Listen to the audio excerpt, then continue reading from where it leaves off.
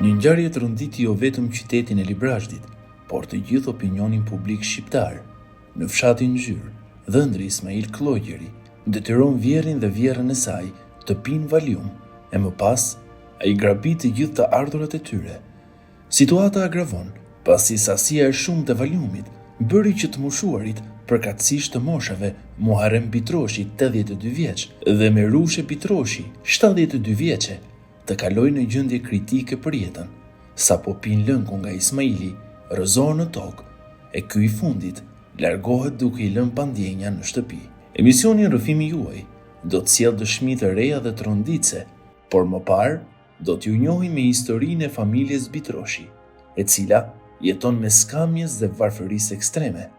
E njohur në fshat si një ndër familjet më të urta, me 3 fëmijë, 2 vajza dhe një djalë, ku ky i fundit vua nga sëmundja e diabetit dhe shpeshherë humbet ndjenjat. Historia nis pas një darke familjare. E moshuara, Merushe Bitroshi, ishte thërritur nga dhëndri i saj, Ismail Klogjeri, në banesën e tij për ditëlindjen e djalit. Të nesërmen, e moshuara njofton që duhet të ikin në shtëpi, pasi bashkëshorti i saj ishte i vetëm, ku ky i fundit vuan dhe nga skleroza dhe pas incidentit nuk njeh më askënd, as fëmijët e tij, pasi sëmundja ka agravuar të mase. Ba, ku siamo? Kush jete? S'më njefa? Të njoh, si njoh. Po kush jam? Motra ime. Po jo, nuk jam motra, jam goca. S'jam motra. Motra. Asnjë nuk di fare se çfarë është fare. Ismail Klogjeri, pasi njoftohet që vjera e tij ka shkuar në banesë, menjëherë mbërrin tek to, fillimisht duke i ndihmuar, e më pas fillon të kujdeset për 82 vjeçarin, duke e larë dhe ruajtur mjekrën. Pas bisedimeve të ngrohta, ku të moshuarit e krahasonin me djalin e tyre, Ismaili merr 2 gota të mbushura me lëng dhe ja jep të moshuarve me forcë për ta pirë. Fillimisht, ata hezitojnë, por kur e shikojnë këmbguljen e dhëndrit me buzëqeshje, e pranojnë pijen. Veprimi ka qenë i menjëhershëm, sapo e kanë pirë lëngun, të 2 të moshuarit kanë humbur ndjenjat dhe janë rrëzuar në tokë. Sipas dëshmive të dhëna dhe në komisariatin e policisë, Ismaili, duke e ditur se ku mbaheshin parat, shkon dhe i grabit dhe largohet në heshtje nga banesa, duke i lënë të moshuarit në tokë dhe pandjenja. Një veprim i cili të shfaq dyshime nga gjakftotësia e tij. Fillimisht, në banesë do të vinte djali, ku do të gjente prindrit e tij në dysheme. Pas lajmërimit të situatës, vajza e dytë vëreti tek bashkëshorti i saj, Ismaili, veprime të çuditshme dhe duke dyshuar, ajo nisi ta pyes se pse iku tek prindrit e saj dhe çfarë pa kur shkoi. Ismaili tërkohën filloi ta anashkalonte situatën, por ishin blu të policisë, të cilët bën të mundur dëshminë e plotë të tij, ku pranoi fajin, duke treguar situatën në detaje dhe menjëherë ju vendosën prangat. Kanë kaluar ditë dhe sërish anëtarët e familjes Bitroshi ende e kanë të pamundur të besojnë që dhëndri i tyre ta ketë kryer këtë krim. Gjithashtu, edhe familja e Ismailit e dënon këtë akt dhe se ndihen të shokuar, por falja nuk është e mjaftueshme, pasi situata shëndetësore e 2 të moshuarve çdo ditë vjen dhe rëndohet. Emisioni Rrëfimi juaj do të sjellë rrëfime të familjarëve dhe detaje të reja, të cilët janë shokuese. Unë kisha 2 javë pa dhe të mamet e babi dhe mamin një ditë para i kisha për ditëlindjen e çunit. E kalu mirë, ne iku mami mas dite dhe qa ditës pata kontakt, mas ishte fik telefoni. Pastaj të nesmet, se ditën e parë iku mami, të nesmet ngrihemi mëngjes, unë qef me shkollë, burri, mas i vija unë majti bebin, edhe tha që unë do ikim punë, tha. Mirë, thash unë, ikum punë, se ku, se si nuk e di, si të përherë. E majnë drekun i them që, si do bëhet, a do vishëm, ose duhet bëjmë darkë, të majmë një gjë. A i tha, unë jam në një punë të dytë, tha, dhe do vim, asi qika, tha, po ik shpiti, se ishim diku aty të loja. I ka shpi unë, pastaj jalli në 4, edhe i kështë maja 2 ushimet vogla, tha, ka që moja sot një 25.000 lekë. Edhe doli për kafe, pastaj moja lajmin e tyre. Si ishte marrëdhënia juaj me bashkëshortin? Po mirë me ne, po ishte pak agresiv shpi me kalamajt, në vikoshe në herë kështu, dhe me mua ka raste, po mirë, po gjithsej mirë. Si ishte një tip që luante bixhoz, Jo. kishte kuqe? Jo, nuk lante bixhoz, vetëm duhan që pinte. Në i birë kështu, po nuk kishte gjëra kështu. Juve si bashkëshorte, çfarë mendoni që e ka çuar të bëjë këtë veprim? Unë nuk e di sepse ai nuk la asnjë rast, domethënë ta shpjegoj. Asnjë shenjë, po, asnjë shenjë fare, është gjë mirë. Po tani, ku do? Tani unë me sa di që si që moj policia natë që ishin bashkë, ne unë ika normal, sa morën deklaratat, ato e mbajtën. Pastaj, atje nuk e di se Si u shpreh atje? në polici. Po, Nuk e di sepse unë isha veç. Nuk më futën me ta, domethënë, nuk e di çfarë tha, çfarë bërë. po juve si ja shpjegoj, ku u ballafaquar?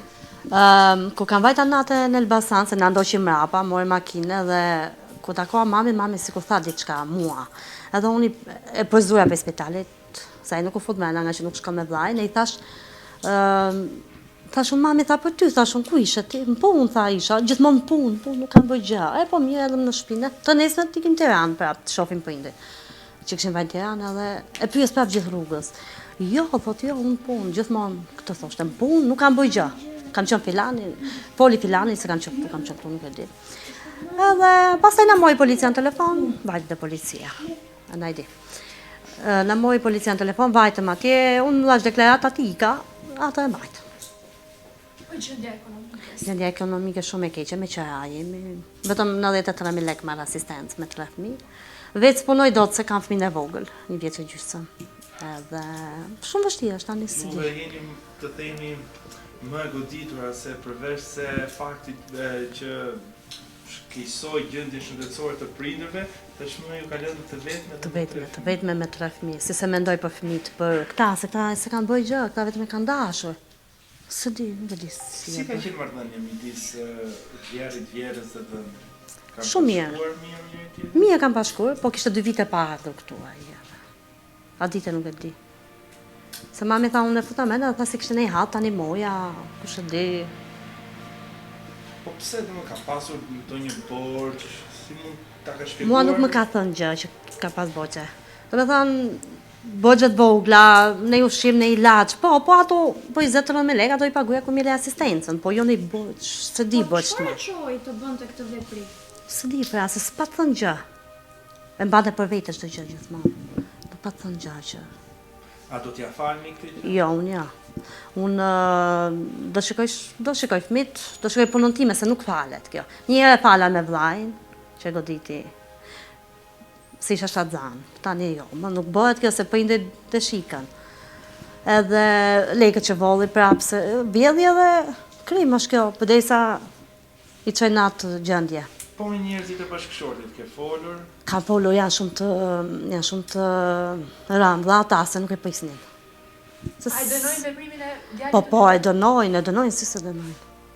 Mbajnë anën tuaj në këtë rast, nuk është se i keni kundër. Jo, nuk i kam kundër, ja. Sepse s'kam bërë asgjë që t'i kem kundër, dhe ata e dinë. Dhe pse ti që them, dhe ata janë të mërzitur janë. Juve këtu ishit në një festë familjare? Jo, ishim të shtëpia ime, jo këtu. Edhe mami të shtëpia ime. Se unë kisha 2 javë pa ardhur, këtu se ndëllova shtëpi, aty ku janë, u mora me Kam shtëpi. të qune, thërte, Do vi nana, atë më vishinon, thërte dove. Më vinte keq që mami të shtëpia ime. Edhe laq burin të sëmurëm, që thërte rrës, thërte dhe hambukje, jo thërte në serkën burin në ardi. Të nesër të ndodhi kjo tjetëra pastaj. Ditën e parë ishte mami, iku mami, Nuk najta. të nesër në drek ishte ardhur ai këtu. Nuk najta, se të kisha dhe fëmët të. Po si ishte shprehur, me çfarë ishte justifikuar që kishte? Po, ella kishte thënë, tu shoh si jeni, si që mama, dhe kishte lojtur babi, kishte rregulluar ca gjëra vogla, 2 herë, ca gjëra kështu kaq. Pastaj tha mami, më tha pije këtë, tha, unë i thash nuk dua, tha Allah i malla me zor. Çfarë ishte pija? Limonat. Limonat. Po. Po ndërkohë tani çfarë kërkoni? Ndihmë nga shteti për të rritur fëmijët, ekonomike? Një banesë. Po me qeraja, 120.000 lekë muaj, po se paguaj dot se. Tani që u vështirësoi gjëja, gjele e pagunim punon të kështu vëdall. Tani s'paguaj dot, s'punoj dot se kam fëmijë. Shumë vështirë. Shikom që edhe mamaja juaj është gjithmonë është e përlotur me lot në sy. Po e di. Nuk e priste, donte djalin e vet, nuk e priste. mbante njësoj si djalin e. Po. Maja. A gjithmonë thoshte alo dhe a mërzitesh, a punon, a keni tani kështu. Edhe na ndihmonte mama. Me ushqime, me një lek ndoshta. Ndonjëherë fëmijët. Unë isha të najtër. Dhe ajarë dhëndre, si ja ime, a I ka gjonë. Dhe së pramë që s'njeva asin gjonë tjetër. S'maj men gjonë e shparë. Si kanë qenë këto ditë për juve? Shumë keqe. Are quni për keqe. Qëllun. Me gjithë nëse, me gjetën, na gjetën as pandinja. Po dhe Andri, ka pasur probleme do më thëma për para, si ka qenë marrëdhënia juaj midis me dhe Andri? Pa mirë, nuk patëm gjonë, ku di unë se qëta jerë kam përshtë. A e dini pse e bëri këtë veprim? Se di. Më parë, sa vite keni që njiheni me të? Kemi shumë vite, na. Shumë vite. 14 vite. 14 vite. E prisni këtë nga zëndri juaj? Ja. Ju ishe të dy në gjendje të rëndë. Ti Shumë dhe bashkëshorti. Po. Ne të 3 ditë spital.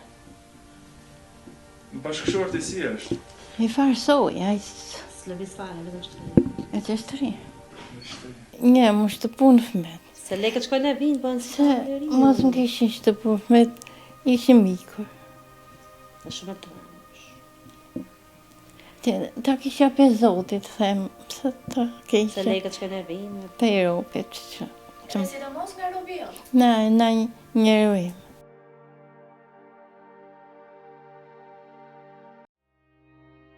Ndjem shumë keq në fakt për këtë që na ndodhi. Nga të gjitha anët, si nga prindrit, njërë falenderojmë Zotin shumë që na shpëtuan, se i qenë në gjendje kritike jetën. Po më e keqja është për motrën edhe për fëmijët tani, se janë 3 dhe shumë e vështirë. Si ishin momentet e para që mësuat për ngjarjen? Traumë e madhe. Imagjinoje të si ishin këta tikin 2 persona për njerësh, pa asnjë faj, pa asnjë gjë. Traumë. Ti ke parë me sy se ti nejtë Po, unë janë 3 ditë në spital. Ju ishit të tu e pa, ju i gjetët? Jo, nuk i gjeta. Ma më morën telefon, se jam e martuar në Prenjës, edhe më morën në telefon, dhe kemi ikur, pastaj kemi ndjekur mbrapa, ambulancat. Vajtëm në Librazhdi si mbajtje, se ishi shumë keq. Vajtëm në Elbasan prap, Elbasan i dërgoj për Tiranë, se ishin shumë në gjendje kritike. Fillimisht çfarë mendoshit nga se erdhi, ndonjë helmim apo dyshimet e juaja të para? Nuk ishim ndonjë dyshim, se mami i mbante lekët diku këtu dhe mua direkt më vajti mendja që dikush, po më vajti mendja ndonjë kështu çunarak. Jo të Andri asnjëherë. Te kunati. Tash se mos kush e di, loj fëmijësh, kupton? Sa thanë që kanë rënë në gjumë, nuk ngrihen. Thash direkt e shikoni për lekat. Më vajti mendja, thash mund ta kishte bërë ndonjë çunarak. Jo, njeriu i shtëpisë.